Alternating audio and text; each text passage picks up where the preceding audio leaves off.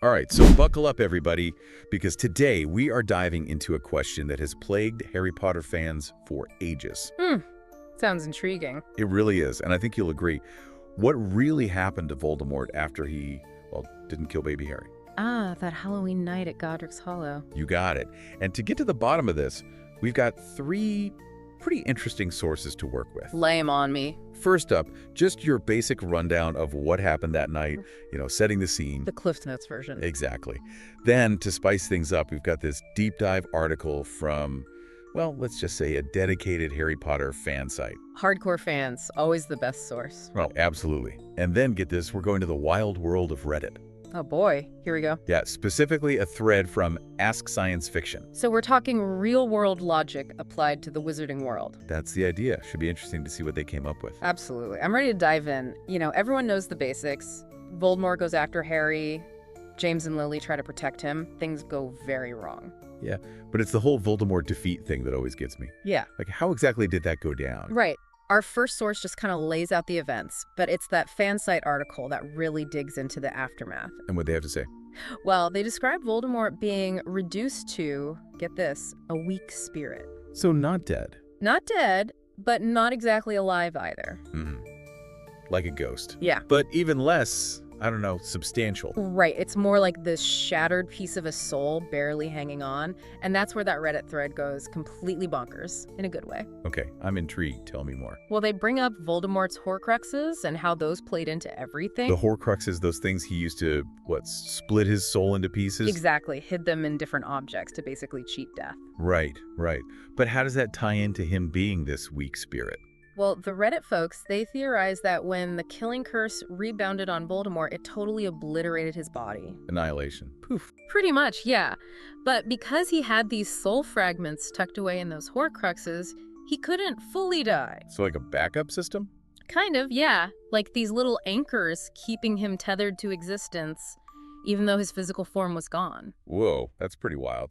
So Voldemort's gone, but not really gone. Exactly. And I mean, that explains why everyone was celebrating his demise.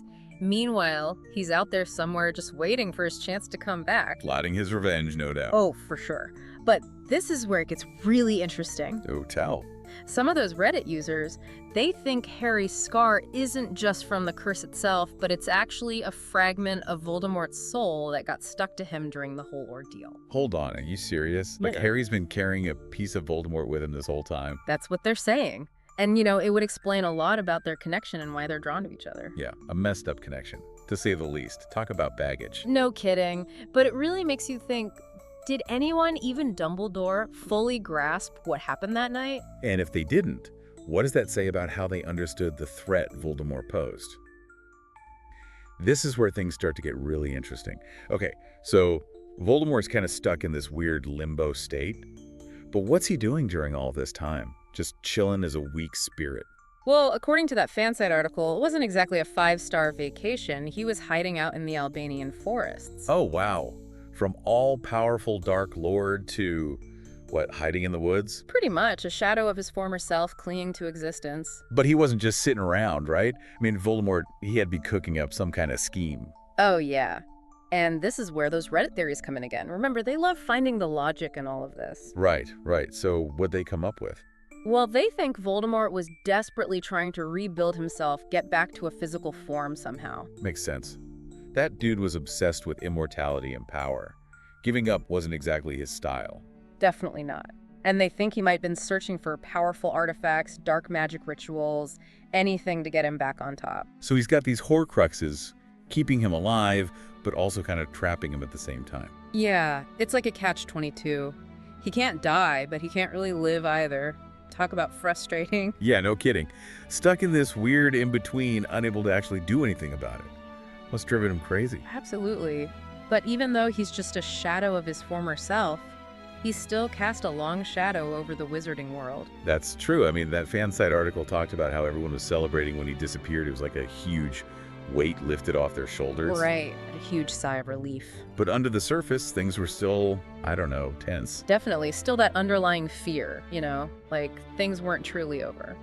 And then there's Harry, instantly famous, the boy who lived. Talk about pressure. Right. And not to mention, carrying around a piece of Voldemort with him. It's like a constant reminder of that night, the trauma, the fear, not just for Harry, but for the entire wizarding world. Yeah, deep down they knew it wasn't over. Mm-hmm.